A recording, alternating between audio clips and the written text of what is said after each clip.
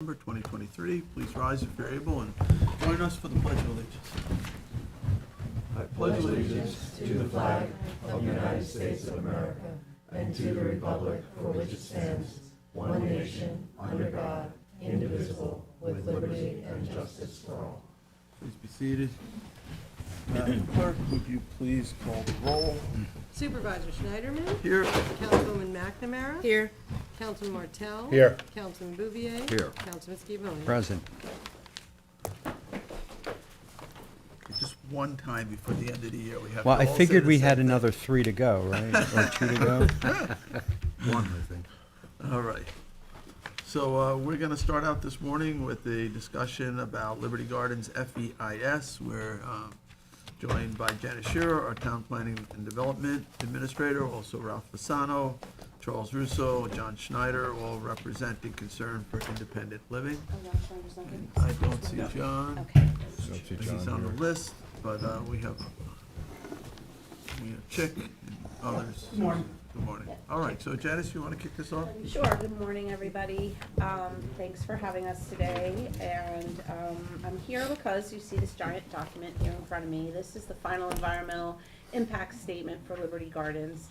And you're to be commended for working all the way up until the end of your term. We're trying to, work out how these projects get closed out, how they get introduced to a new board if they're continuing. So we just felt it was a good idea to just sort of hear from the applicant themselves about the project amendments and the responses to comments in this book. It will be either, it's here, they've given it to us. They gave us a draft previous, and a lot of people foiled it. We have a whole bunch of comments. We said, go back and fix the draft based on the comments. There was a lot of comments sent to the clerk's office. There was ads in the paper. There was a lot of ways that people were trying to communicate because the public hearing was already closed, but they wanted to say, this isn't complete because they didn't look at these things. So we said, you should look at those things, and now they said they've given us back this book. And I thought, rather than me speak for them, it's just easier to have them speak to you and whoever's continuing on the board. As this is going to go forward, we can't just say, the session is ending and, too bad, but, we can continue to review it. Just explain the secret process, just real briefly. Absolutely. So this is, they were asked to do an environmental impact study. Right. So the And original so proposal. They did a draft, there was a scoping session, they did a response to that, they were told to answer more things, and now they're responding to that. Well, let me just tell you formally. So the secret of the way it works is that you said this is going to have at least one significant environmental impact. The big ticket items here were traffic, the use itself, and the sewage treatment, right? So those were the big items that everyone was most concerned about. It rose to the level of significant environmental impact. A positive declaration happened. The scoping is like, what data and information do you find relevant for them to analyze, and they did that. Draft environmental impact statement was the analysis of all the impacts and mitigation if necessary. Then we had public hearings, which you may recall, and we created this in my office, just quickly, just show it to you, and you can hand it out. But these are all the hearings and the times and links that we think we'll hand out to the new board so everyone can review those meetings, if you don't mind passing So it out. Janice, Anyway, so let me just quickly, so those are all the hearings that took place and all the comments that were collected. The final environmental impact statement responds to everything everybody said. So that's this. This document, most of it is actually the DEIS and the transcript from the hearing. But the rest of it is all like the responses to comments. The board now, your board or the future board has to say whether or not this is complete. And what by complete it means they've answered all the comments to your satisfaction. right, so I just want to distinguish that. So it's basically, the decision that's going to be in front of the board is whether they've answered the question sufficiently for us to make a determination, That's right. right? So once we say that, if we say no, there are still unanswered questions, we're not able to make a decision yet, or we say, you've sufficiently answered the questions, whether we like the answers or not, we can then make a decision as to whether it's complete, and then make a decision on the project, right? That's right, so it's the step after saying it's complete is the findings. And you have to wait 10 days between, 10 or more days between the finding it to be complete and the consideration of findings. So this should inform findings. You know, of course, legislation is debatable. The best legislation is debatable. There's pros and cons to everything you look at. So, but you would have to be able to say they've sufficiently mitigated all the impacts and that this project should move forward in the findings, or there's a findings that says, you know, we can't get there. So that's what gets deeming- weighed out based on all this documentation. Deeming the FEIS complete isn't approving the project. It's just simply saying that you can now do a finding statement, and that finding statement isn't approving the project either, right? So That's right. ultimately, it's a zoning change that Correct. would approve the project, right? Right. Although, you know, typically it makes sense to have findings in the affirmative if you are inclined to approve it, or the Well, other, just or the thinking of reverse. another project that had a positive finding statement that still was not approved, the Discovery, the Right. PDD. Yes, that happened. Was not ideal. Obviously, you may recall we were sued. Yeah. But, you know, that does happen. It's happened before, it could happen again. Your findings should say, you know, one way or the other, right? Like you're not doing a dissenting opinion here, so that's Well, Supreme just 'cause Court. it- So you're going to say it's affirmative, that we see that, you know, you or a future board is going to find in each category that it meets the level of, you know, there's no impact here, or the impacts are sufficiently mitigated, and the project can be approved. Well, I think you also can have a different secret decision and a zoning decision, because secret's sort of a state law, that you have to meet that test, but then ultimately you're making a zoning decision, and there are other things that can be considered besides that. But I just, in terms of timing here, we do have a new board coming in, Right. right? So even if this board were to deem the document complete, it's still going into next year. you Oh, know? absolutely. But does it start a clock? Does it start a timeline? No, No. There's no 30-day between accepting the FEIS and Well, there's adopting your findings? there's it's a 10-day minimum wait period. But there's no 30-day 30-day. You can't make a No? decision before 10 days. Yeah, but I was under the impression that it started a 30-day clock to where you had to adopt your findings Do you within know 30 that? days. Is there a clock there? I'm What not I aware. read is that there was, I have to go back and look at the regs, but I think there was something that said there was a 30-day between the adoption or the notice of completion on the FEIS and the board to make its decision. That's Wait. news to me, because, I mean, some of these things have languished on. Did you go say, back you and just said you Yeah. think that's Yeah, I'll the go ca- back No, and I think that's a Okay, planning 'cause- board Yeah, I think requirement, that's that is not a something town board Of requirement. course, it's always still a We didn't discretionary have that action. restriction on the Okay. hills. Let's put it that Process way. is one thing, You did? discretion on the actual action did is not. separate Did from not. the process. Yeah, is what Yeah. you're and the saying. guidelines in secret are not I don't hard think and that fast, they're exists. guidelines, I they're mean, not. you're the I'm gonna lawyer, check it. I think for planning I'm board it gonna does. check it, Yeah, I'll check it. But if there is a yeah, we have to check, but I'm not aware of that in all the zone changes I've been involved in, you know, some of these things Right. have gone on. but in terms of, Okay. I mean, if the document's complete, the document's complete. If the board says it's not complete, it has to say why it's not complete. These are the Yes. unanswered questions, or these are the questions that weren't answered to our satisfaction. That's right, and so Right? if you're You can't trying to just say sim- it's not You can't just simply complete, stall the project by saying, okay, we're not gonna deem it complete, because we don't wanna deem it complete. If it's complete, it's complete. right, so it, you know, it answers questions, does it answer it to the way that everyone will be satisfied?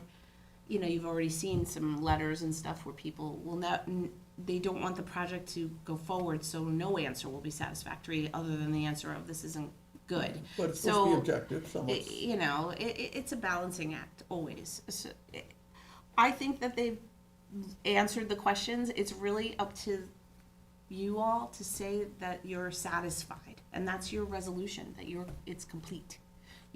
It's your document. It's actually the town board, the lead agency's document. They, you know, the way that it works is you are you could write it or you could cause it to be prepared. So the way we've always operated here is that you cause it to be prepared. It's not at the taxpayer's expense to prepare these things. They prepare them. You decide whether or not you like it. You require changes if you want them, that type of thing. Could you respond to the request for a supplemental? Because that doesn't make sense to me, like, we're still in the process. You're still here. There's no, supplemental would be later Right. to supplement something that wasn't here now. So if you wanted more when you were gonna information, do you ask for it findings. now as part of this process, right? Well, the question is what needs to be supplemented, and if it's not in this record, then this record should be closed, and the Yeah, new, right, like exactly. what's happening here. If it's incomplete, then ask for it now. Yes. Exactly. If it's incomplete, then ask for it now. If there's Now, something can- missing, we need it now. Can you talk about, the project changed a little bit, right? It dropped 10 units. Yes, and I Yes, think that's a correct. good idea for Mr. Russo. So, and the big issues, as you said, were obviously with density, like the number of issues, number of units, the traffic, how traffic was being handled, and then how sanitation, sewers, how waste was gonna be processed, and what might be the impact on the nearby water supply wells and things like that. So, Mhm. have all those things been answered? I believe so, but I Yes. think that's Yes. why we invited them to come, so that they could Okay. answer that to Yes, you I right I now. have to, I'm not an expert on the environmental stuff, although I'm more of an expert now after that. But we have really attempted to answer every question, every comment, and every hearing. We have spent hours and hours addressing each issue in the best way we know how. And I think we've done a really good job in terms of the STP. We have just recently reached an agreement with the nursing home. We have a letter from the Suffolk County Water Authority and Suffolk County Health saying they are comfortable with this approach. It was their recommendation from the start to seek this out. And so we really have worked hard on addressing every single question, and I think we have, and if there's more questions about what we haven't addressed, and the big piece, a big piece was going from 60 to 50, which was a struggle for us. We had to go back to all our funding sources and say, we need you to give us the same amount of money, but we're gonna do 10 less units. They've all agreed to do that. Okay. We've raised a considerable amount of money, and it's 5 years into it, and I would plead with this board to make a decision and not turn it over, because we are the longest-standing 9% tax credit award that the New York State has out there. It's 5 years now. They usually take them back after 2.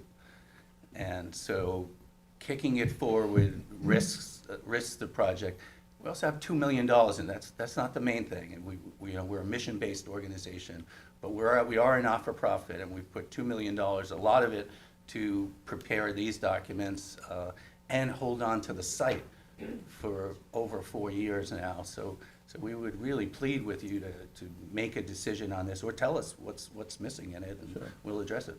Well, that's part of my problem, Yeah. is that what I have to do now to go back and compare your answers to the document that I have in hand, that I've looked at, and how much time that's going to take.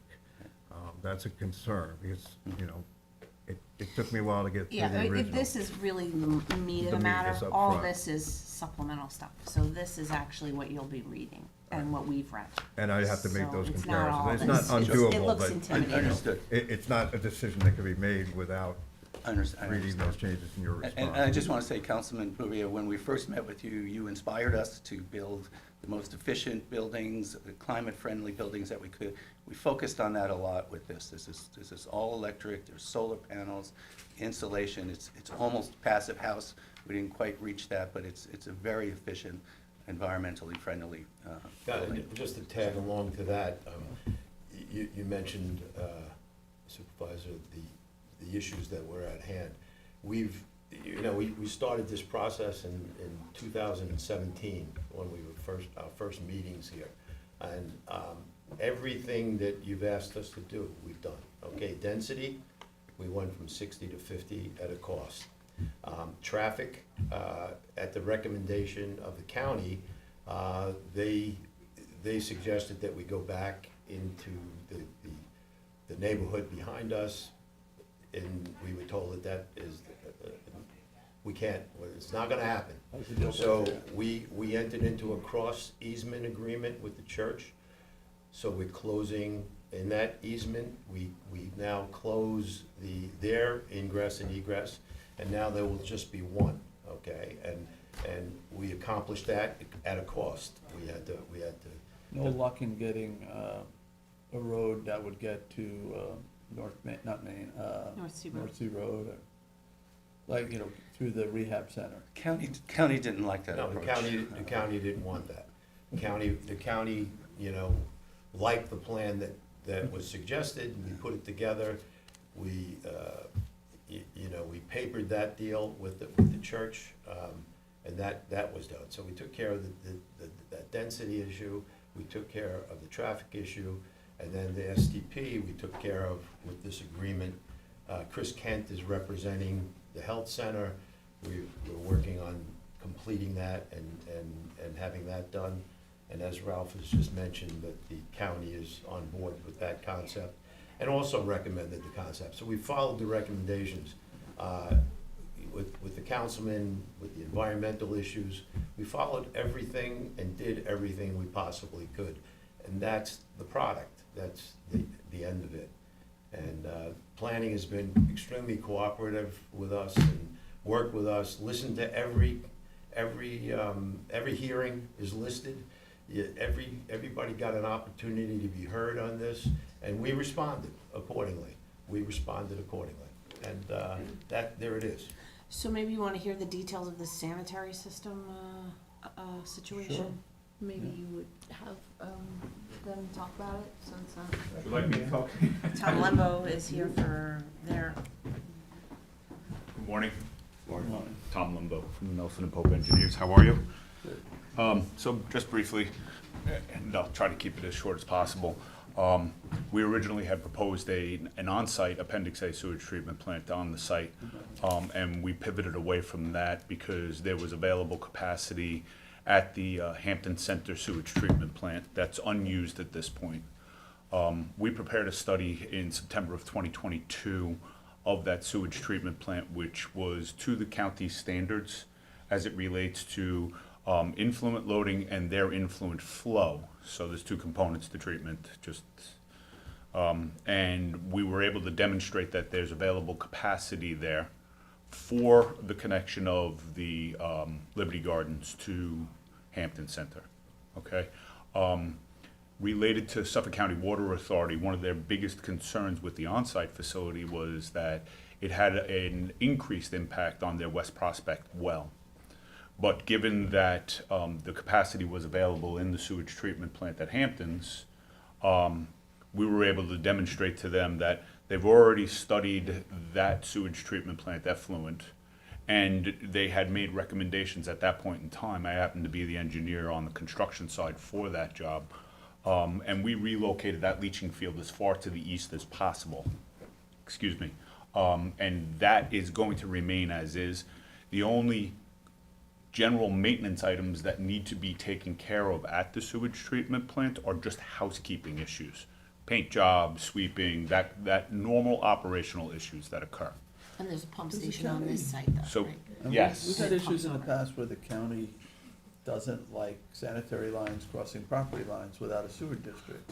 So Great question. I'm sorry, I omitted that. We will have to go to Suffolk County Sewer Agency and the two facilities will enter what's called a private service agreement between the two entities, and then the agency will approve that overall connection agreement, and it will then be offered to the county for dedication, but it's typically never taken because the county is already stressed with regards to the amount of operations that they do on their existing facilities. And as long as the plant is within its permit, which it is right now, typically they don't take over facilities. And the rehab center is okay with going through that process, or? Yeah, back in September was when we had first started that discussion. Chris Kent and I yesterday had a long discussion about sewer agency and making that application as soon as possible. Obviously, they just went through they're gonna go through reorganization as well. So we won't be on a hearing until at best case February for sewer agency, but depending on when the secret would happen, it's 2 times at the sewer agency, once for conceptual certification, and then a second time for formal approval. Okay. And do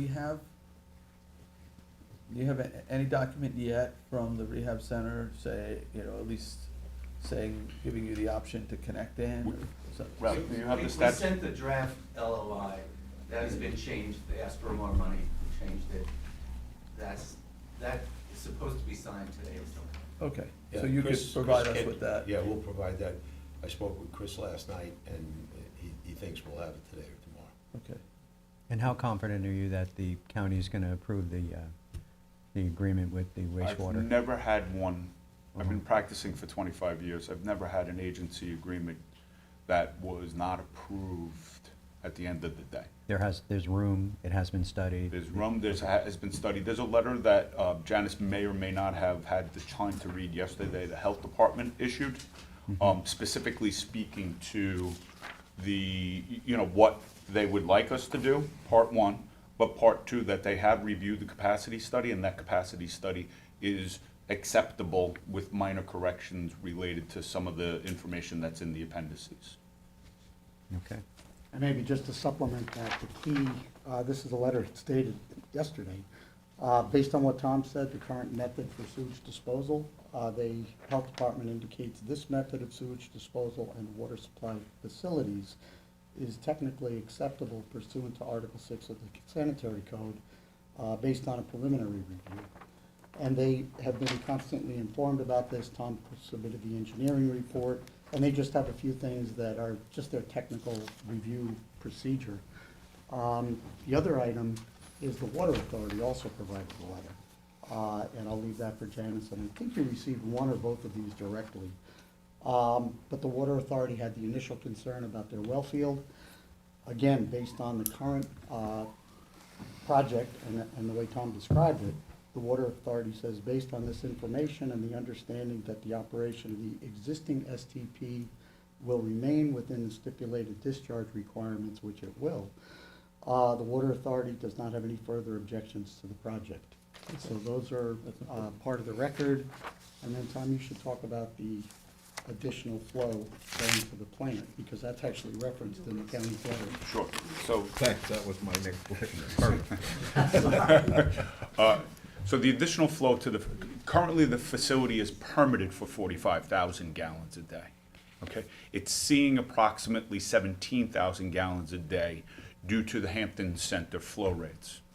Hampton Center at the time of the study in 2022 was a little below because of COVID issues still, and was at about 65% occupancy.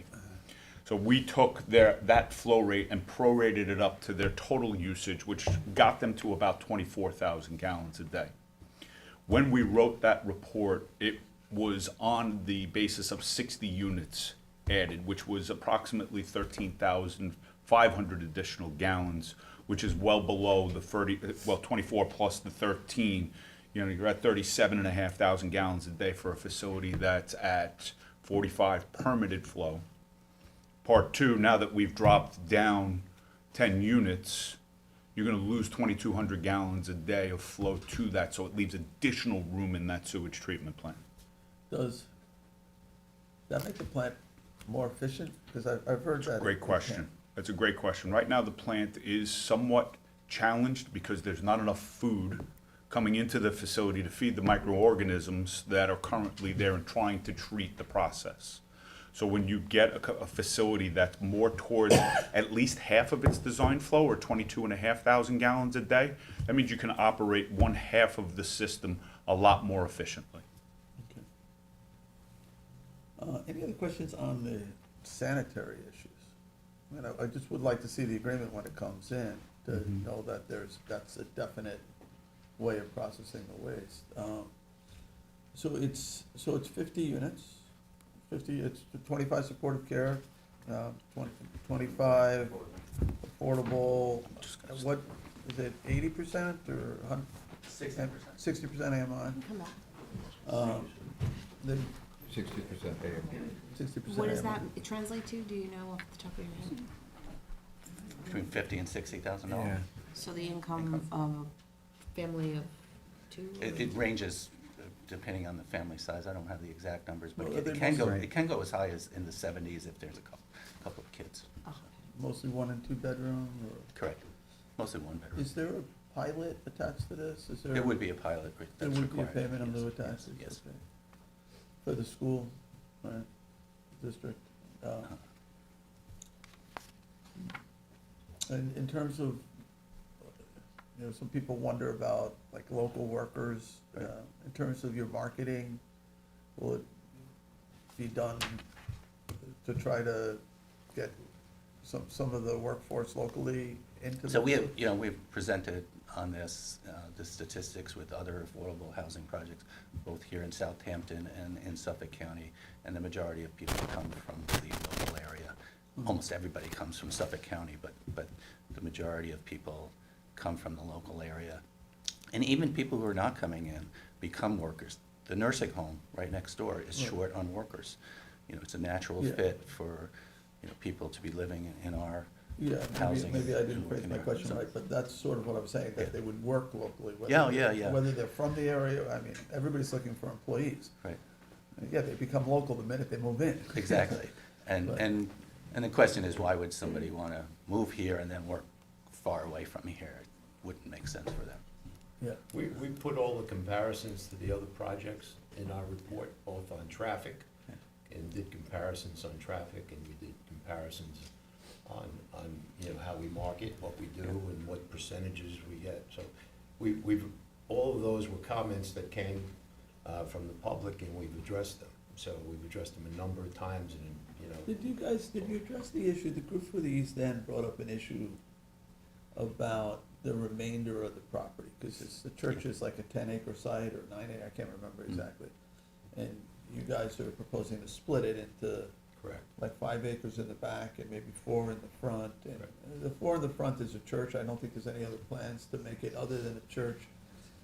But it's owned R20, so like potentially could be a few houses, maybe 4, I don't know, more, maybe 8 houses or something like that, possibly. I mean, honestly, I think this plan makes it less likely that anything will happen with the church, because this brings in funding for the church. They have expressed that they want to remain there, and, I think a plan like this makes it less likely that. Well, it just seems they to would me do like, so. if they stop being a church and they default into zoning, it would, let's say it's 8 houses, Right. the church is probably more cars than the 8 houses would Mm. generate, so it would be a less intense use. Yes. Have they indicated that they were gonna change No. from They have church not, to anything? no, I no. mean, In fact, they from what I indicated that understand, they wanna they're gonna remain the remain a same. church. and, Yeah, I you don't, know, I mean, it probably That's should what be it zoned is highway now. business. Mm. It's surrounded by highway business, but it's zoned residential right now. Have you discussed with the nursing home what the shortfall is in their staff? I mean, it's a huge opportunity there for them, obviously, and for people that need to live as local as you can get to where you work. We have, and I think it's one of the Mhm. pitches that we made to them to make this deal, in addition to a significant amount of funding. We thought it was a synergistic kind of thing with us being there. And even, some of our people who age might need some services. Yeah, I'm just trying to get a sense of the percentage of that site used, who's employed at the nursing home. I see.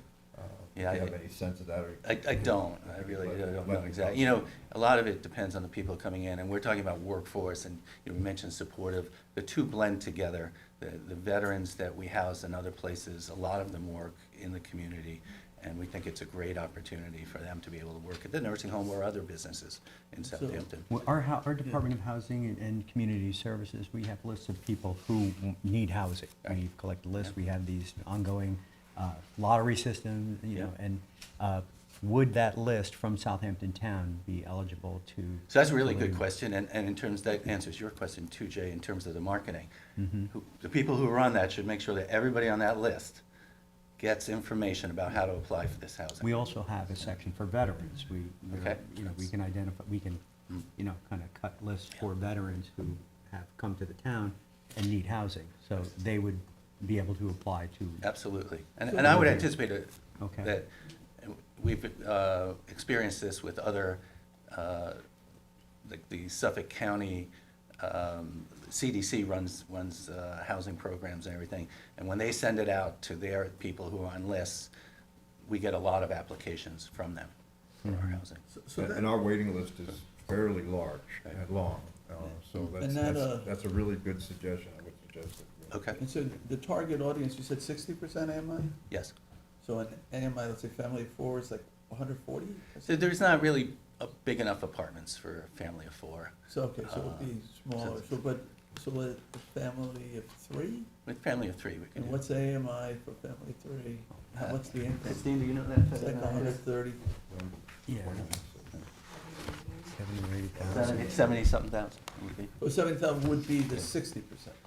It actually says in here, it would range from a low of 41,240 to 87,180. In You terms know. of income, Yeah, to be eligible, so. to be So eligible. basically up to like, almost like a $90,000 income. Something in there. 87. That's the highest. That's the highest. And that's with a larger family size. That's why the range is because of the family size. Mhm. And it has to be of that, it can't be higher than 80 or 60? That was one of the The- comments. With the funding, it's really 60 is 60%. the max. 60%. Yeah, but There is there's a lot something- of people who, you know, families who only, you know, make less than $90,000, $80,000. There's plenty of people in that, they're completely priced out of the housing market, So a single person would make 50,900, it says. but. AMI is the average, so by definition, half are making below those numbers. Yeah, but then you're going to 60% of that, Mm-hmm. so. Right.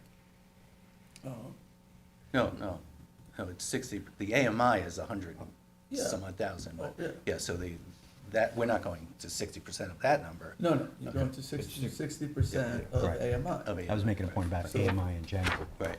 You know, listen, So- I've said all along, like, Yeah. we can't solve all of the housing problems in Southampton. This is just a small piece. Yeah. And any housing plan has to address all of the AMI levels, you know, in different areas. Yeah, so let's talk about traffic for a moment. Okay. So are you proposing right only, right in only? That's what the county suggested. and that's what Right we in, right proposed. out? Right. So let's say you're making that right out, I guess then you go to the light. Let's say you wanna go west.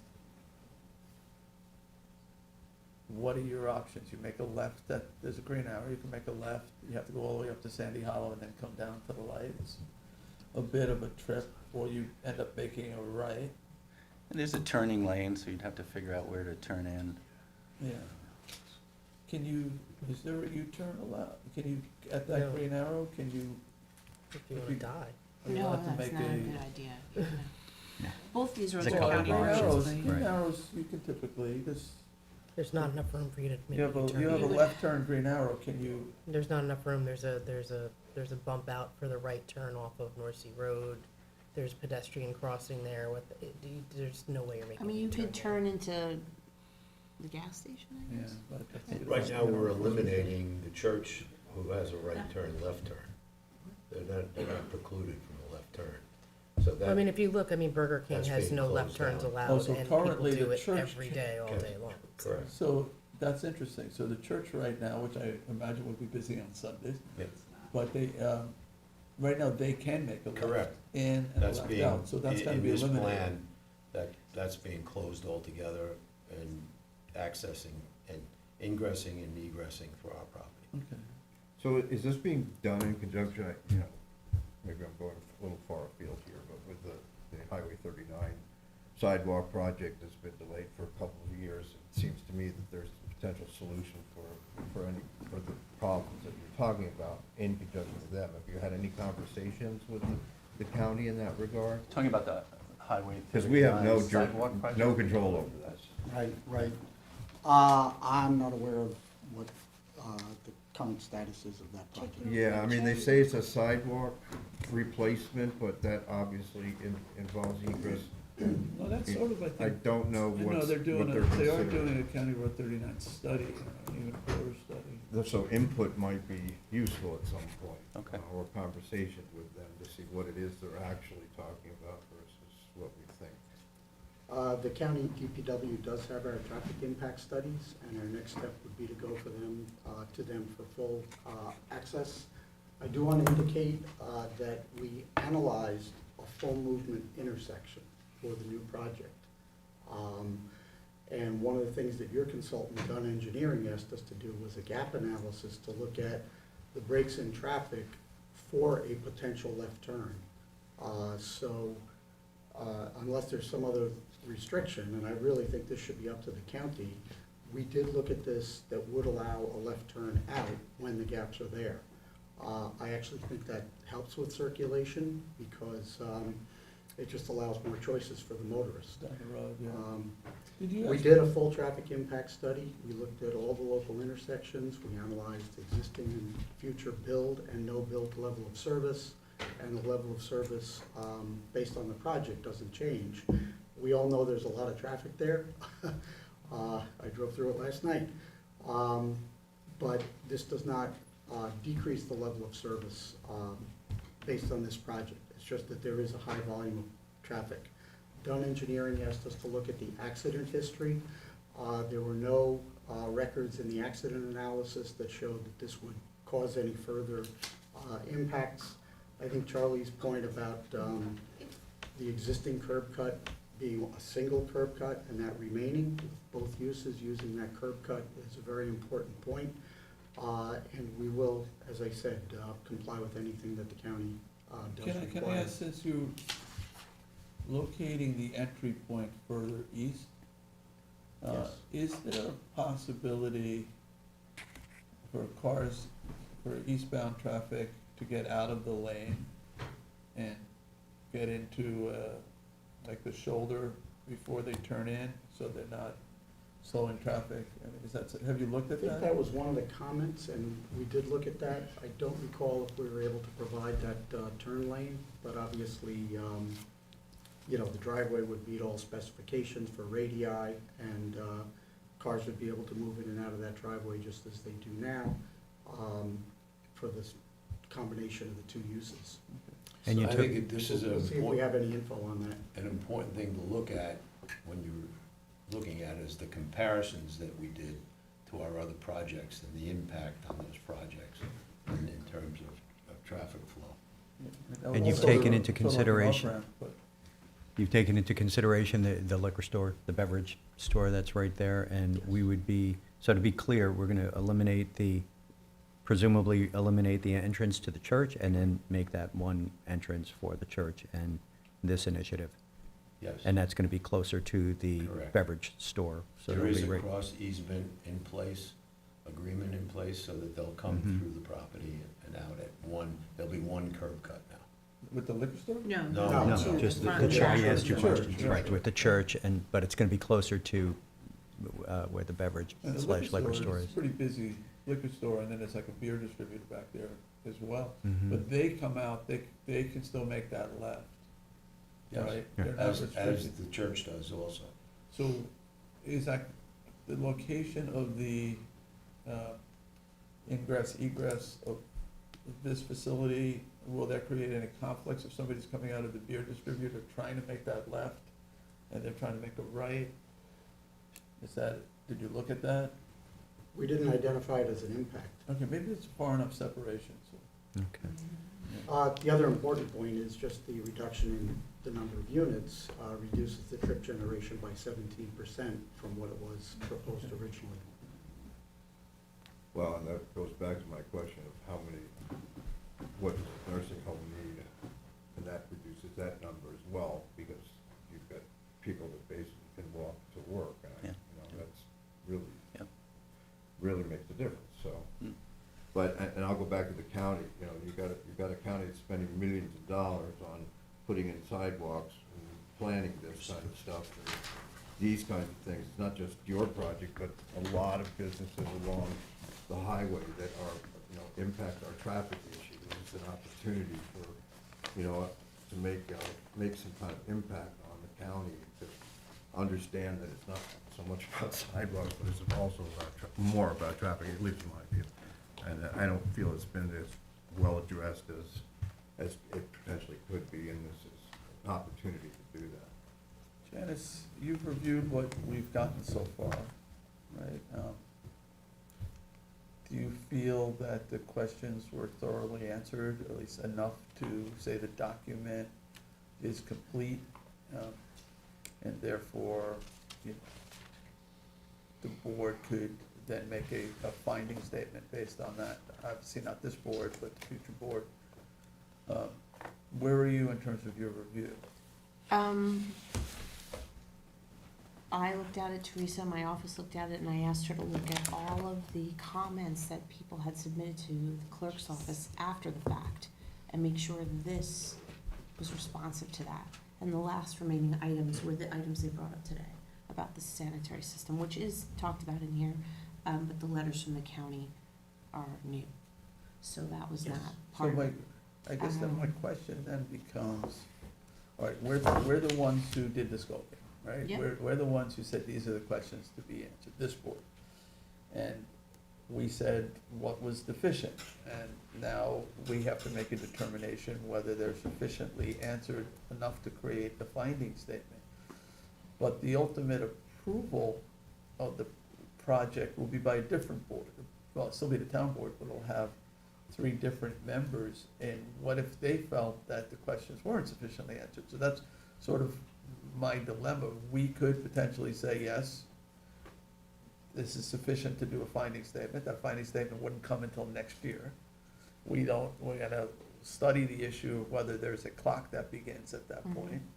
But the ultimate zoning decision and the findings decision isn't gonna be by us, That's right. no matter what. The only decision that possibly could be by us is that you've sufficiently answered the questions. Right, Whether we like the answers or not, whether they've been answered. correct. All right. And Yes. so, it's just one of those things that, people like to say, this is the final hour or whatever, but I mean, we have to be responsive to the things that Well, are we've been coming into reviewing our this for a office, and long we've been time. reviewing it. Yeah, so it's here, and It's we our just want secret some document. direction as far as what do you wanna do?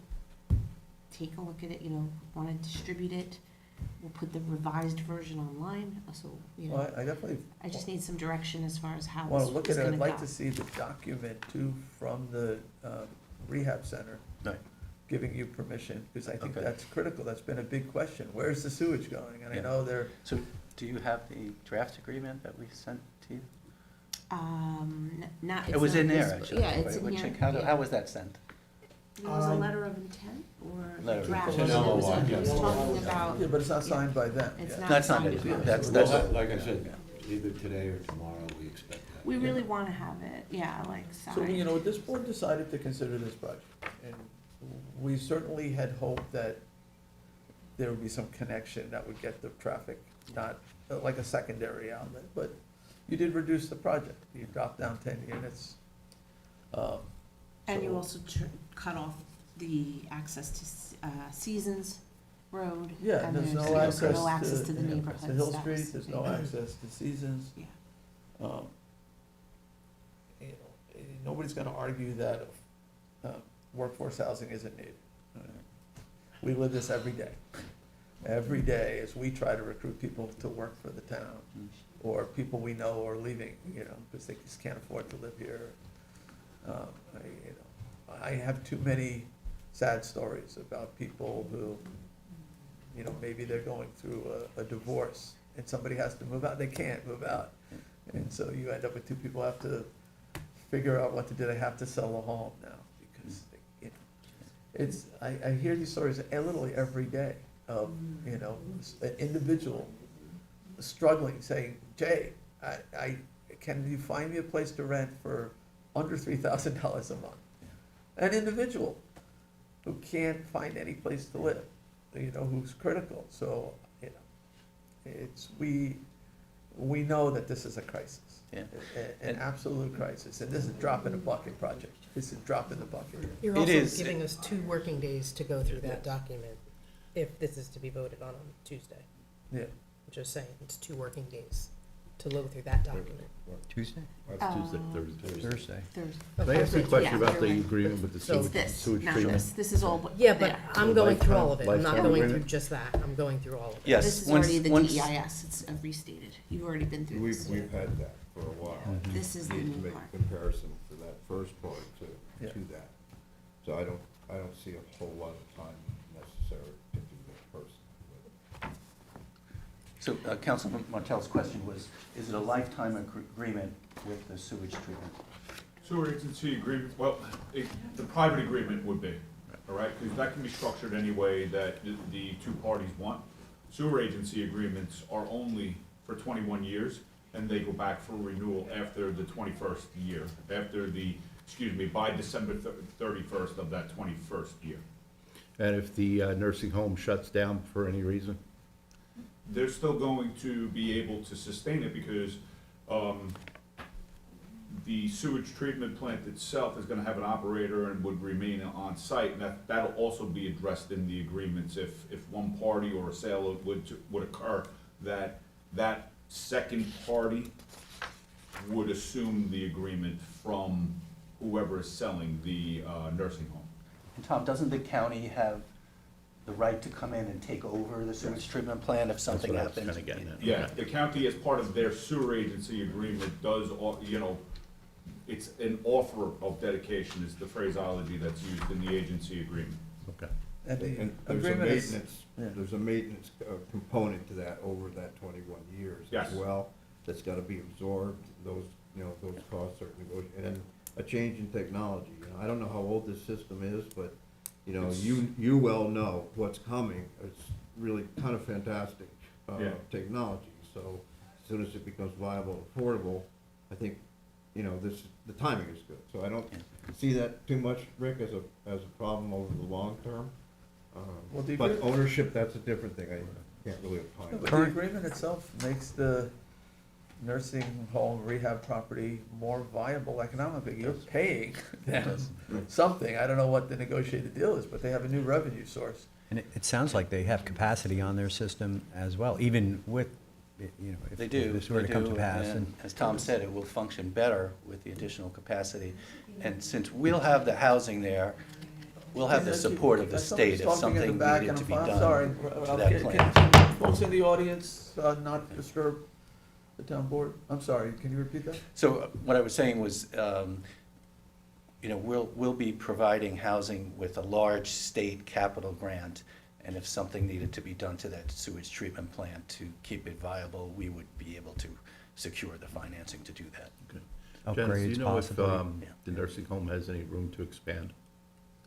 That's in the village, right? Like, we don't, that's a separate, so. Part of it's in a Part of village. it's Yeah, it's- village, I'm not aware Yeah. of the Okay. site Line plan goes for it. through. Does that brings up an interesting question. Does the village have to sign off on the sewer connection?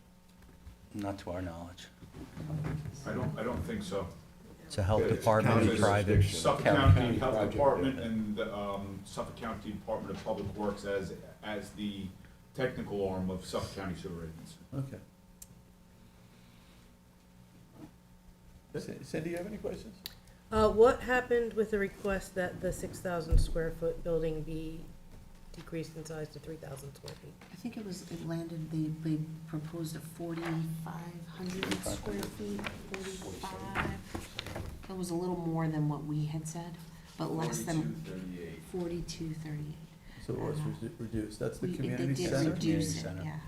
The concern was like, well, this is like offices and maybe it's more of a commercial use. This is, you're rezoning it multifamily, it doesn't make sense. And the response was, this is consistent with their Yeah, I mean, other- you've seen our facilities, there's a computer room that people can use, there's a fitness center, and we consider those pretty essential parts of the project. So,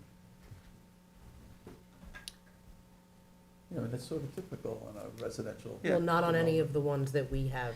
We've typically limited the size to be, smaller, so this does reduce it, not as much as we would like. I mean, they did reduce a whole building of 10 units, so, that's up to you to decide if you're happy So with that center building, is it 4,200? It's sort of like when you see down the driveway, the clubhouse building, was reduced from 6,000 to around 4,300 square feet. But one of the residential buildings, an entire building has been eliminated. And, these are communities, particularly with the veterans. And we like to get people together, have food, and these are people who live there. They're not people coming from outside. Is there a manager's apartment in the mix, or no? There's a super's apartment. There is. Yes. Is that one of the 50? Is that 50 plus It's that? one of the 50. Or, no, wait, it's no. No. It's 50. It's one of the 50. It's one of the 50. One of, so Okay. it's really So it's 49 49 units. plus 49 plus the super's unit. And those are in that would be in one of the residential buildings Yes. rather than the common area that. And so there's round-the-clock presence? Yes. Okay. In terms of the neighborhoods around it, is there, so to the south and to the west, there's screening, is there fencing, is there, what I is? think I'll let Chick answer that, but I think, It's also. Yeah, the site plan incorporates meeting zoning setbacks. It does incorporate landscaping. There's 125 trees being placed on the site, retained vegetation where possible. And there is setback and screening between this whole residential area. Okay. Now, somebody As the site plan. had raised a concern that later on there might be a connection to those neighborhood road lots, but the layout doesn't allow for that. I looked at the layout, and so Here's the layout. I don't think that's possible even in the future then to, This is County Road 39. the way the buildings are placed, you can't really get Elk Road to those neighborhoods. Microphones. Yep. So you can see the existing limit of clearing that retains natural vegetation. The buildings are set back, even more than the zoning setback in terms of the residential buildings. And there will This be is what I was saying, that this vegetation is and Hillcrest, screening. this is Hillcrest Terrace, Correct. and that ceases, there just is no way to connect to Yeah. those. No, that's foreclosed based on the site plan. Yeah, exactly. But there is good buffering setbacks. You'd have to rip out buildings to make that happen. Which is one of the first things we said when we saw this, because the neighbors they did not want this to be opened up, and we didn't, that plan does not allow that. Nor does it allow it easily in the future.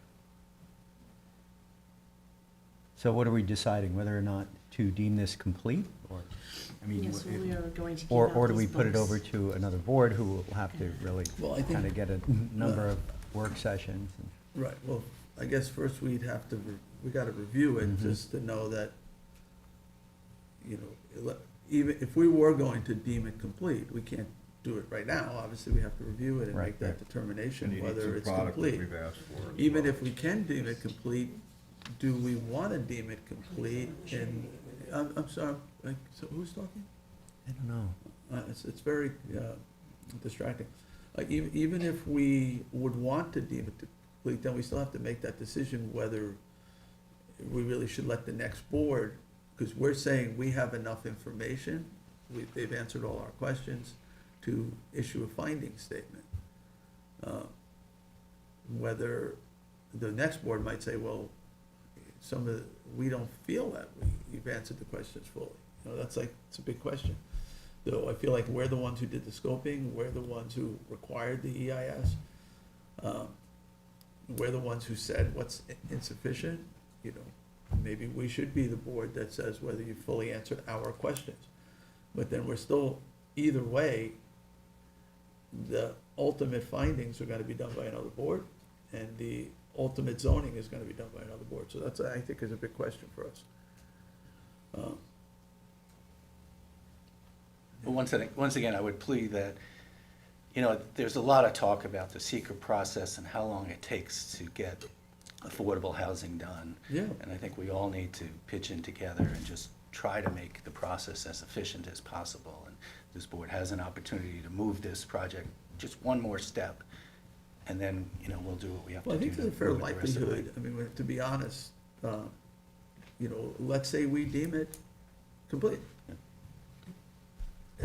Somebody may file an Article 78 saying you didn't have enough information. Some of the questions weren't answered, then you get stuck now in litigation. I mean, that is It's a possibility, and, Yeah. you know, Yeah. the sooner that happens, the better. I think You it's know, important. it's- if we delay it and then that happens 6 months from now, if it's deemed complete and there's a lawsuit, the state will be behind us in defending it.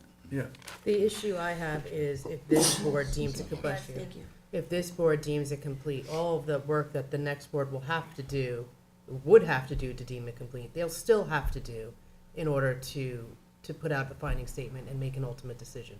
They're still gonna have to look at this document and say, does it meet all the requirements? Am I satisfied that I mean, I would rather go through the whole process from start to finish as one unit than have one board start and tell me that something was complete and then have me pick up the ball and still have to go back and review all of this and say whether I feel it's complete and whether I am comfortable or how I would like the findings to read. They're still gonna have to do all that work. And especially if we can find out if it does start a clock. If it does start a clock, then by no means am I comfortable starting that clock for Sure. the next board to come Sure. up to speed. And, you know, there's an inherent flaw in you know, kind of the philosophy that you state there, because something that we discussed at another public hearing, we have term limits. So I believe that we have to go under the premise that a new board is watching these meetings, and I know that they are, at least, you know, the members that I know, that they are abreast of this situation, and, you know, I know it's certainly a consideration with, you know, 3 new members, but a new board, you know, they're still the town board of the board of the town of Southampton, and, you know, they will do the job. And Yeah, so, I mean, to keep this thing going, or not just to keep, I mean, but to do what we know, you know, either an up or down vote for these applicants, I think, you know, it's important for us to There's- seriously consider. There's a process in Thank you. place, right? We all know the process. We've complied with the process. It's been reviewed. There's nothing before us that's telling us that we need to provide anything else. This thing has been vetted, we've provided the information, and every day that passes, we jeopardize where we are in the future with our funding. So, yes, if we can get this to move on to the next step, regardless of who the boards are, there's a process, and we've completed that process, and I think you've heard that today. And once we hand you the LOI that's signed, and we've provided the county and information about their approvals, I think we're in a position that it's gotta get approved now, because we don't have the luxury of time. This board doesn't have the ability to approve the project. All this No. board would have is the Yeah. ability to deem this Yeah, document complete. I understand that, I'm That's not it. making that statement. No. I'm saying that we're in this process of getting the FEIS moved on, it's on for next week, and getting someone to say that it's approved to the Sorry, no, it's not point. on for next week. Well, we're talking about whether you want it on, if you have. And with all due you know. respect, this board will decide whether or not it's complete. Yeah, And then, Yeah. that's it, that's that's the correct. It's not a As foregone you conclusion. They haven't- articulated that Well, before. that was No, my I full that's what we're expectation. I to understand begin that, but I with, also so. need to know sort of where the board is. I can't even tell you I'm ready to deem it complete, because I need to read that. We didn't wanna put a resolution on and everybody go, what are you talking about? Where's this been all this time? And now you're putting this on. So we wanted to have the opportunity to No, be and here I- with and this I board to appreciate that. talk about it instead And of. I'm looking at what I need to read, I don't think it takes me that long, I don't see a huge process in front of me.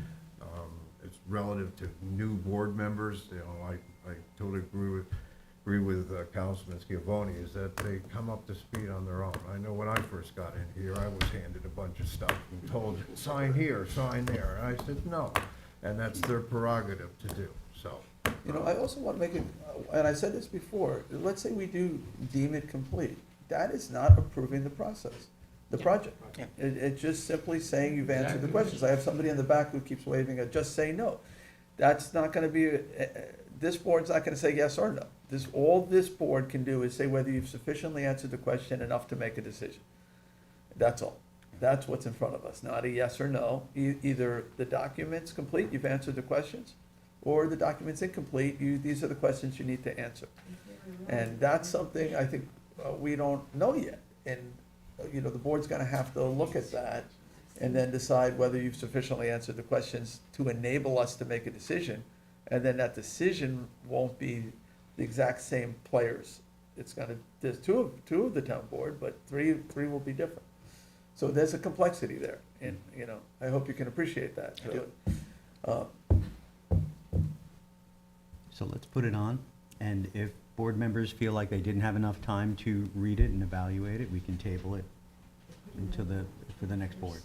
Why don't we review it before we decide to put it on anything? Well, it gives you gives you the motivation to review it. Because if you don't put it on by Tuesday, you'll say, I don't wanna put it on because I didn't read it. But I it feel like does it's already give you- foregone, done thing, so Well, and I we guess did put read on. it, you know, the planning department read it, and we feel, you know, on your behalf. Well, the next. But of course, you're the voter, so Only you- one you meeting, right, produce just the the votes. 21st. We have one First more decide. meeting. Which is 21st. next 21st. Thursday. Right. You're And giving yourself 7 days to end a We not haven't end, but to done- move along a 4-year process. so if we were to put it on. Well, for we've the been working on it 21st, for longer than that. Okay.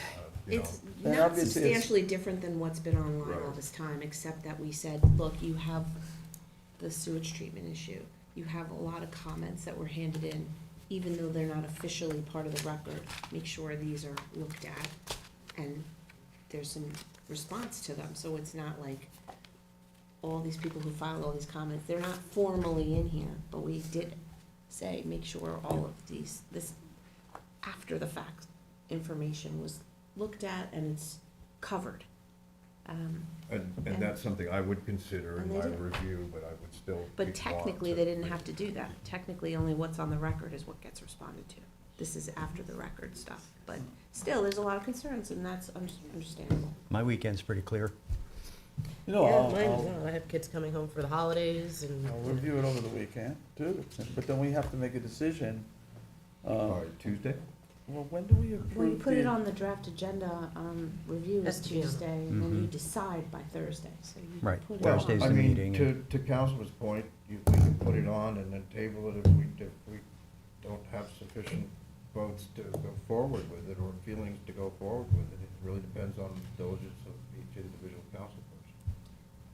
You know, I'm here at your direction. That's what I'd like to So just do. tell me how you wanna do Okay, it, well, it's- and it's- we'll do it. It only takes one to put something on the agenda, Yeah. Okay. so. Sure. it Sounds like you.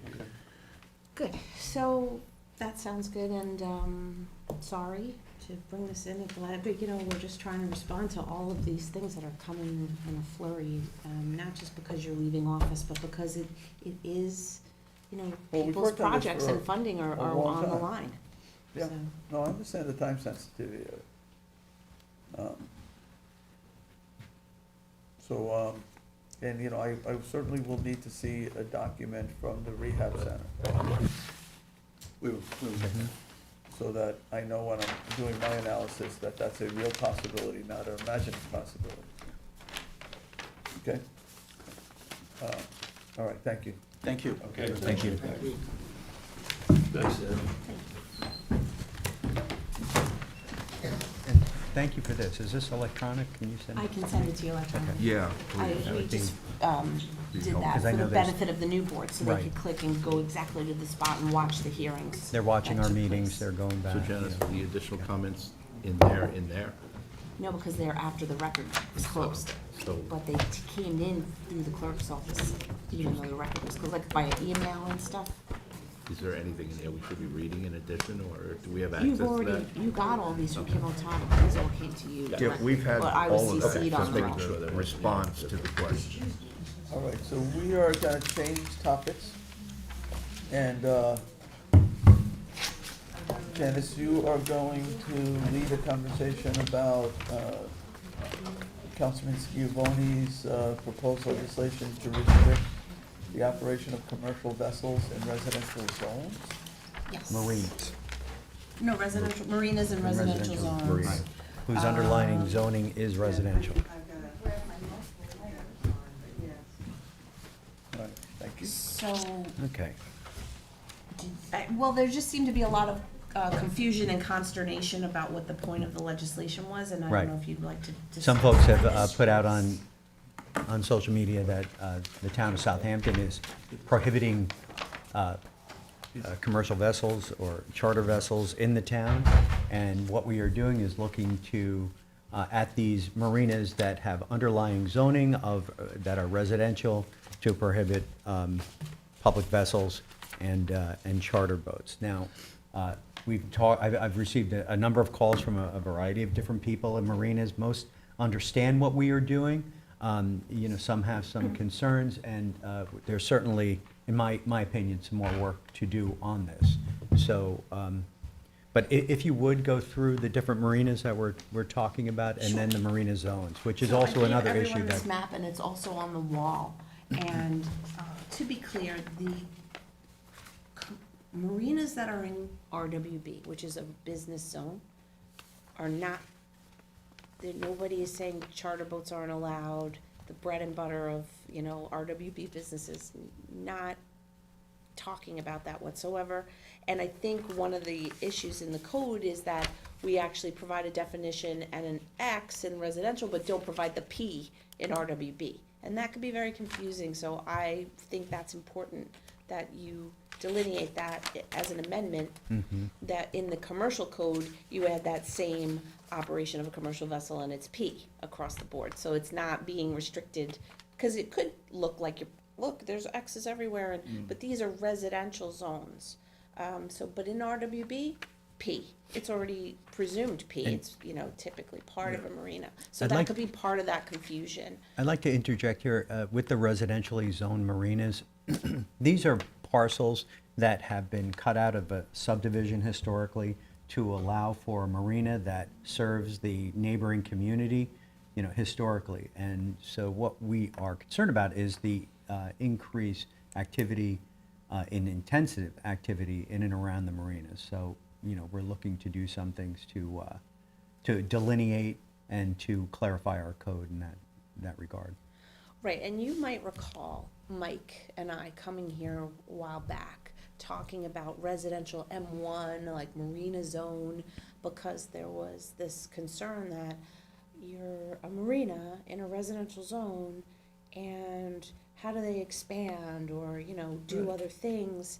And we talked about this, but there was some concern, specifically in North Sea, that they didn't really want, potentially a new marina to be able to be put in place, which is confusing to me personally, because your whole policy document, the town's documented policies want marinas and want vessels to, in appropriate places. Coastal community. Coastal community. So when I read some of these comments about, how could you prohibit charter boats, that's not really what we're talking about. We are talking about very, very large, yacht type of boats in very, very small areas. And that, that's really, how do you regulate that? Is that what the law is proposing, to No, limit so the size of boats? It really, that's the nuisance concern is I thought it was twofold, from about what the I was commercial understanding. uses, not It the- is, and I think that the issue, and I respect what Councilman Stevens, why I co-sponsored the public hearing, because I wanted to hear from the public on this. I think, though, where we're getting into an issue with this is it says commercial or public vessel, any mechanically propelled vessel of any size, and then it also says operation of commercial or public vessel except lawfully existing personal fishing boats. There's an issue here because when you say any vessel of any size for which direct or indirect compensation is received, there are a lot of personally owned vessels with people that own them that have taken the time and expended the money to get their Coast Guard six-pack license. So they can take out a group, a couple for a sunset cruise, or a group of 4 guys for a bachelor party. And that's really how they pay to have their own boat and pay their slip fees. And, dock fees have gotten really expensive. So it's how they've been doing this forever. I mean, this has been going on in these residential marinas for a long time. It hasn't impacted the use. What we're seeing the impact is with these large vessels and large parties coming to these marinas. And everyone that I've spoken to in these marinas, either a charter captain or a marina owner, has said, no, we understand what you're talking about, and that stuff doesn't belong here. The question is, how do we legislate just that? Right, and this definition comes from the state. any mechanically propelled vessel of any size, this is what the state definition is, because they require then these licenses, et cetera, when you are for hire. So that, we just took that definition straight out of the state of New York. So I was here when we did the legislation, I think it was John's legislation, that made these marinas and residential areas conform. Permitted, The yes, pre-existing which ones. is It what wouldn't you be were new told to ones. do here. What we have. Because I think that, we recognize that most of them predated zoning. We made, rezoned the areas residential, and now you have homeowners who maybe don't like the smell of fish in the morning, or whatever it might be. And we wanted these places to be able to survive and not be treated like we want them to go away, like. 'Cause Or that's replaced typically by when something is not high-density high- condos, yeah. which was what, Right, or private. the direction it was or heading. Private estates, because that's, has happened to a lot of places where one guy buys the whole marina, has a private house, You lose the boat slips, and you lose places for commercial fishermen. We wanted Is to it- keep it town. Yeah, time. but marinas definitely are not all alike. I'm very familiar with marinas, even though I don't have a boat. But, you have some that have a lot of commercial fishermen, you have some that have just a lot of small boats that, residents, sometimes if it's in a neighborhood, it's mostly the people in the neighborhood who have boats there. And then you have marinas that are heavily commercial, that have, charter boats coming and going, party boats coming and going. And those are usually in commercial zones, and that's permitted, And- so. and In that's- RWP, yeah. right. These aren't all the same, even though they might be residential, in terms of, are we grandfathered? When we said you're pre-existing, and I guess the issue I'm trying to get at is if, Need a number. let's say they had boat rentals going on there, and now we're saying you can't, I don't know if we're saying you can't rent a boat only of a certain, but we're saying a certain size. I get concerned that, like, let's say you have a restaurant in a residential zone, and it's pre-existing, non-conforming, it has a CO. It's really not a problem, but suddenly there's a new tenant, and the restaurant becomes super popular. And suddenly there's lots of people coming, it's staying open later at night, the bar is busy, and the neighborhood isn't happy with it. We don't wanna go start changing the code to say, no, you can no longer do that anymore, just because now you're popular. Are they doing, I guess what I'm getting at is, are some of these places doing what they've always done, but they're just more popular? No. And now I think it's a new business model to Yeah. rent boats and have captains and other, it's just a new business model. It's not just a marina for, the typical homeowner or someone who has a boat. So it's and they sort leave of a their new boat. use It's they're It's a introducing? bit of a new concept because it's allowing people to buy these boats, hire captains, attract people to their property, and they can all get on the boat and go out, and we like an don't Airbnb. necessarily, that's great, I Can I do ask you that. something? But, sure, I just let me make the point is, but some of these boats now are causing in-water conflicts because of their sheer size. So people who are Well- paddleboarding or doing things in little Well, That's part- areas are that's- like, what's going on with this doesn't the huge boat depth here of now? water in the slip Yeah, that's exactly right. control Some, how big of a Yep. boat you can have? and some But places they have are more inaccessible dredging because and of things along bridges those and lines, other yeah. things, so they can't put bigger boats. But I'm sorry. Have you worked with anybody from the town attorney's office yet on this? Because I don't, before I comment. I gave you the definition, and I think we talked to Jim about it initially. Okay, yeah. because I'm just looking at it from the perspective of even enforcement, which is ultimately going to come down to, and I don't, there's really, this is kind of ambiguous in the way it's written, and I know you don't want to tie it perhaps to size, or maybe you do, I don't know. Either size or maybe number of people, because I'm hearing you say you do want to allow the guy who's just bringing out a couple for a sunset cruise, so you don't necessarily want to capture them, no pun intended, in this, on their fishing boat. So you might want to have a number of people, which might just practically make it that it's going to be a smaller boat. It's not going to be a bigger boat because they're not going to spend the money on gas to take out. We are looking at that. So It's that's also all need up to to you do. all, however you want to regulate, Right. and I think to Councilwoman McNamara's point, how do you want to address is the issue just a perceived issue and it's not really an issue? Or is there an actual issue here and you're trying to eliminate a nuisance or an in-water conflict? Well, And yeah, Janice, one of go ahead. the issues that kind of is being addressed here and is that we have two choices. We have these residential marinas And then we have RWB, which is a very intensive use. So to go from residential to RWB it's a bit of a stretch. And I believe that we do need another classification of marina, similar to the one that you brought forward. And that's something that I want to take a serious look at in the next term. Great, well, So, happy to you bring know, it back because right. this plan actually That- tells you to that- do that. Yeah, Exactly. and that does it all, frankly, but. And, you know, because some of these marinas are, well, bigger than others, and, you know, there's different access to the water, there's neighborhood considerations, and some marinas would, I believe, be candidates to go into another category of zoning rather than RWB, which you can have a restaurant, you can have housing, you can have all kinds of activity in RWB, and we don't want that Which everywhere, is- but we yeah. certainly want the marinas to survive, and we Yes. want people to be doing this. Which is Yeah. where the question So I was think that convert- there's a lot of like, oh my God, what are you doing? And the thing is, we just need to pinpoint and drill down on what are you trying to accomplish and how can you enforce it? Right, Right. and conversely, you know, some of this emerged from marinas in residential areas that the local residents didn't want to see expansion or growth of that marina.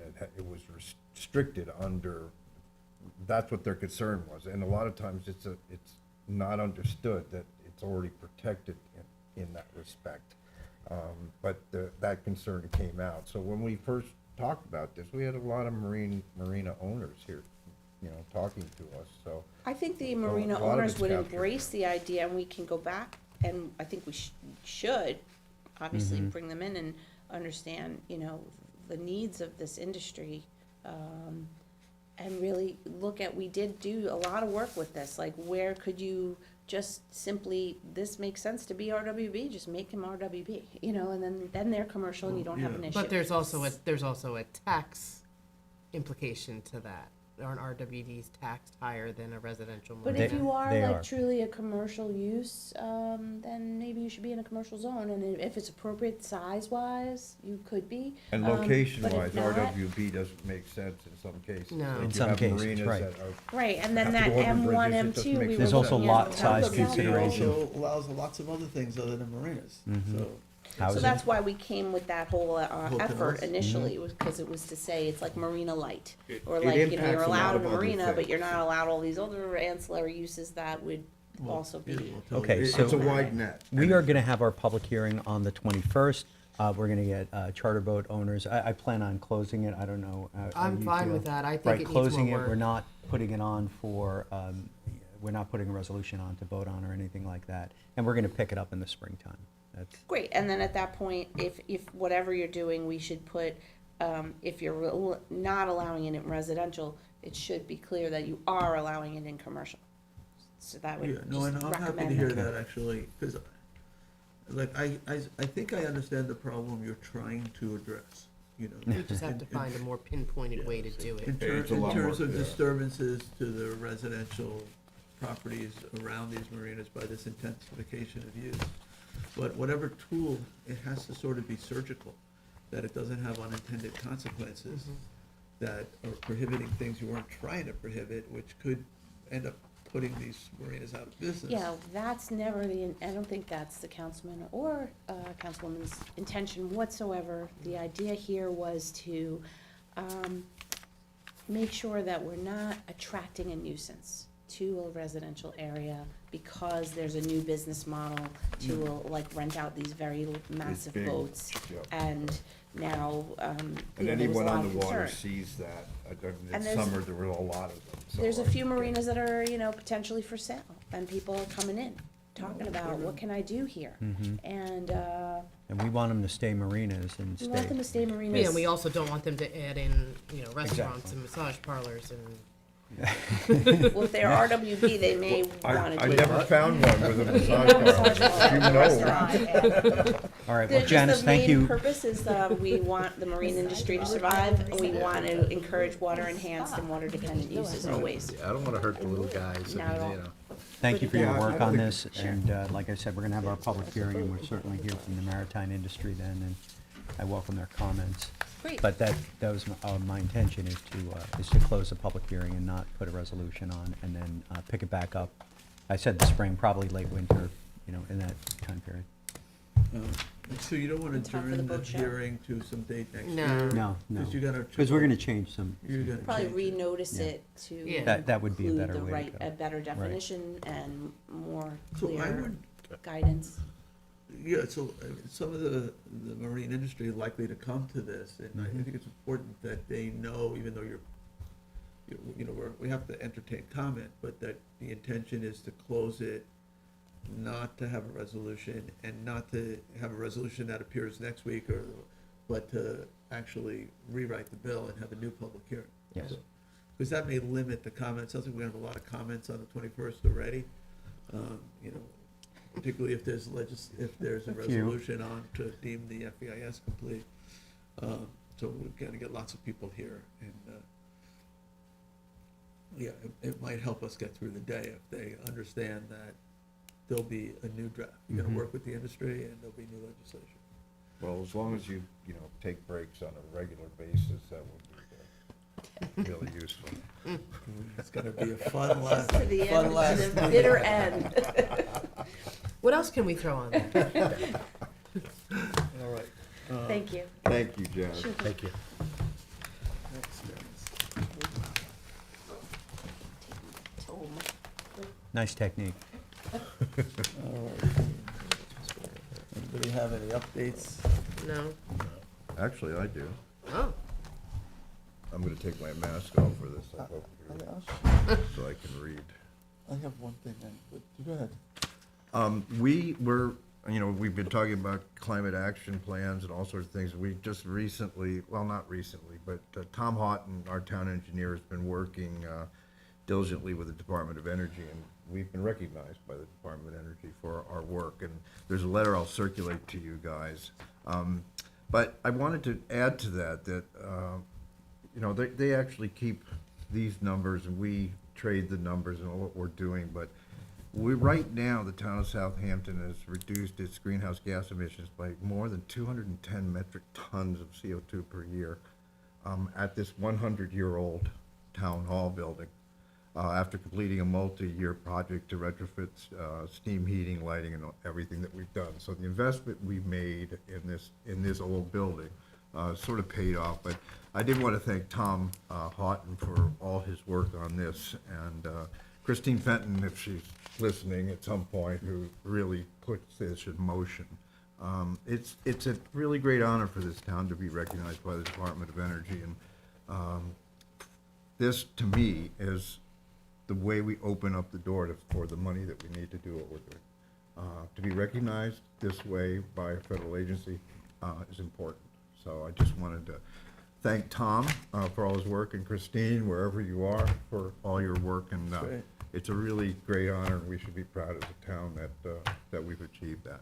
And Peter, as well, for all the work you guys did in Town Hall. That was a big part of it. But all our installations and facilities, we've had a reduction of huge amount of CO2 as a result. Great. So I'll put my mask back. Yesterday, we did a groundbreaking. Rick was there with me for the Mill Creek Park, formerly the Burden property. It was cold. It was, it's weird, you're there with the shovels, but there's really there's no, we're not building anything. It's nature that we're celebrating. Though there is going to be a shade pavilion and a comfort station as part of the plan. And the Well, you need a hole for that. and the removal of the road, so it's sort of like deconstruction.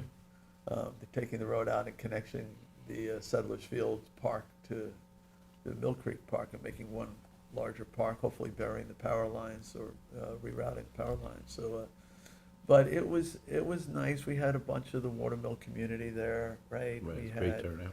Steve Abramson there, Tim Marin, and Rachel Vernow, and others. And Jackie Fenelon came, and Dan McCormick from CPF, and, John Halsey was there, Assemblyman Thiel was there, Kristen Doulos, our Parks Director, was there, Chris LaGuardia, who's doing the design for it, was there, and you really can sense when you're there how great a park it will be. The waterfront is just gorgeous. So, you know, it will unfold, I guess, you know, I don't know how long it's gonna take to do the construction. We haven't gotten out the bid yet. Yeah.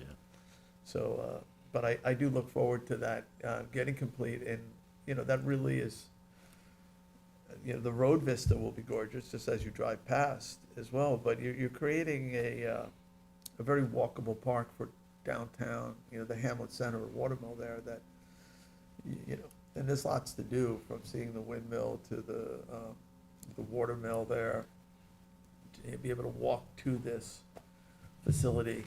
There's other attractions as well in that area, so. Yeah, it will include Settlers Field there, so you will have quite a trail to walk around. There will be fishing pier, kayak launches, there'll be plenty to do.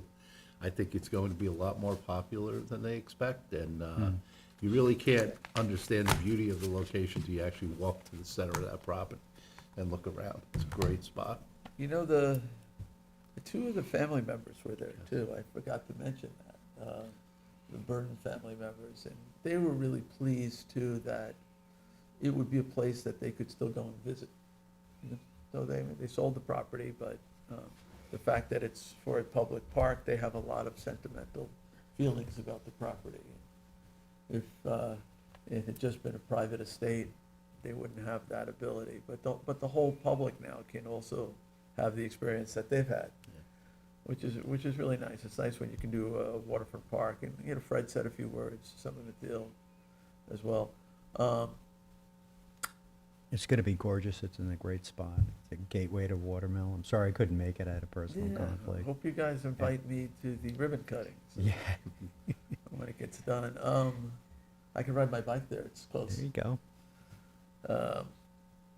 I had my last meeting of the Suffolk County Supervisors Association yesterday. It was really well attended. Several of the outgoing supervisors were there, including Yvette Aguiar from Riverhead, and Scott Russell from Southhold, myself, Peter Van Scoyac from East Hampton, and the outgoing supervisor of Brookhaven, Ed Romaine, who's going to be county executive, was also there. Is Jerry there still? No. But it was nice to have a conversation with Ed, because, you know, he clearly, you know, understands the role of being a supervisor. So does, you know, Steve Malone was a supervisor too of Babylon.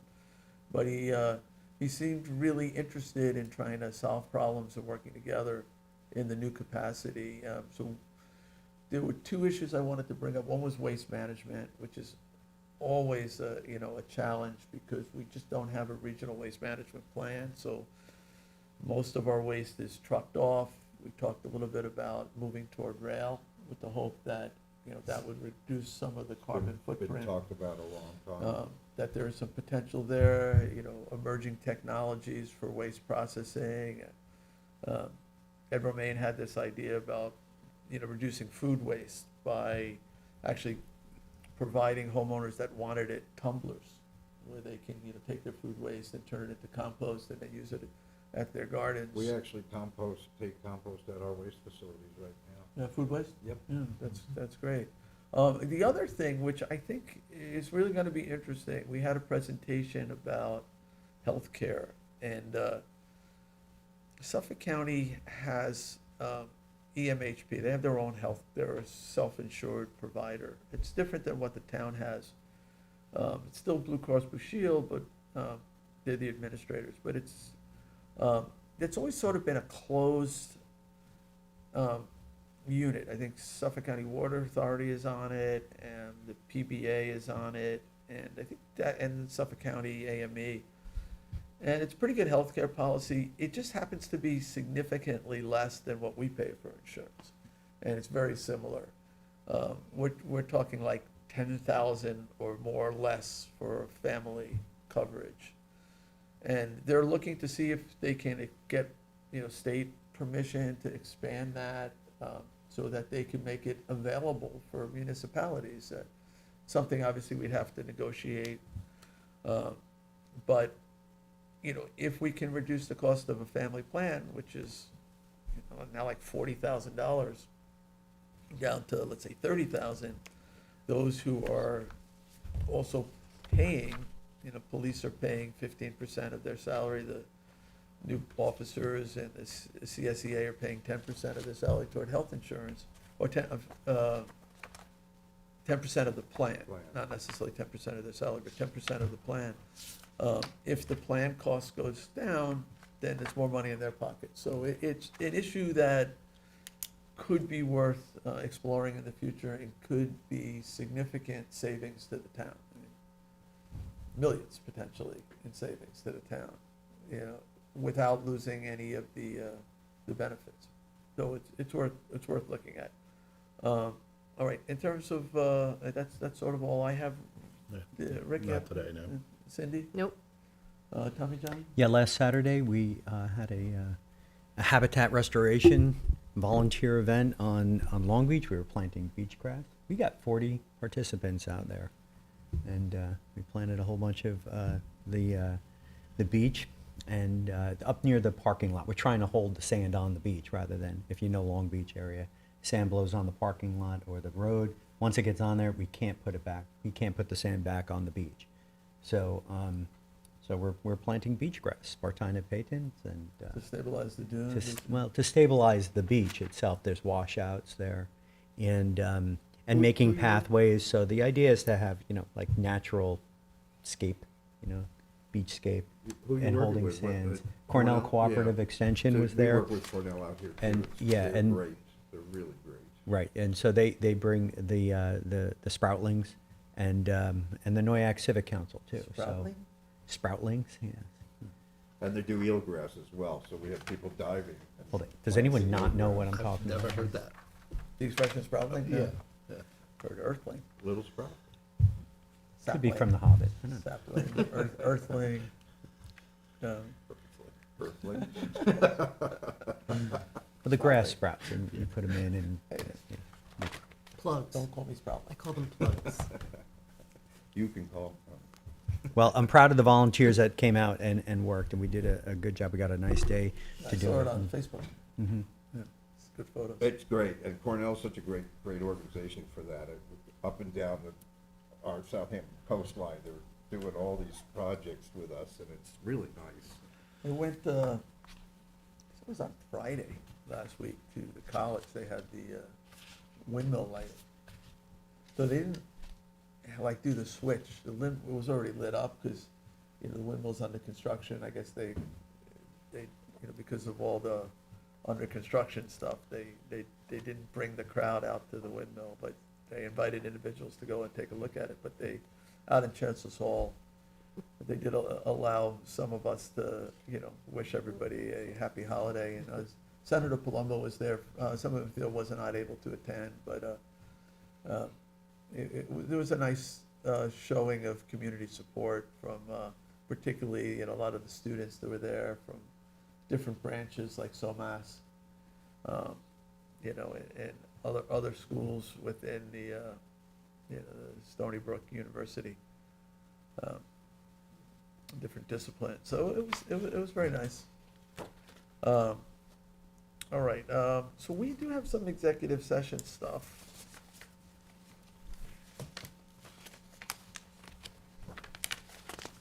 We have litigation to discuss. We have acquisitions to discuss.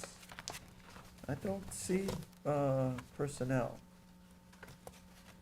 So maybe we don't have personnel. Does anybody know? I didn't Nope. see it either, just CPF All and right, so, something else. Here it is. So- yeah, I just have litigation and acquisition. So I will make a motion to end our work session and go into executive session on litigation and acquisition. Second. Second by Councilman Bouvier. All in favor? Aye. Okay, we're adjourned for all other I purposes. think this is our last work session. In fact, Is this? Oh, yeah? yeah.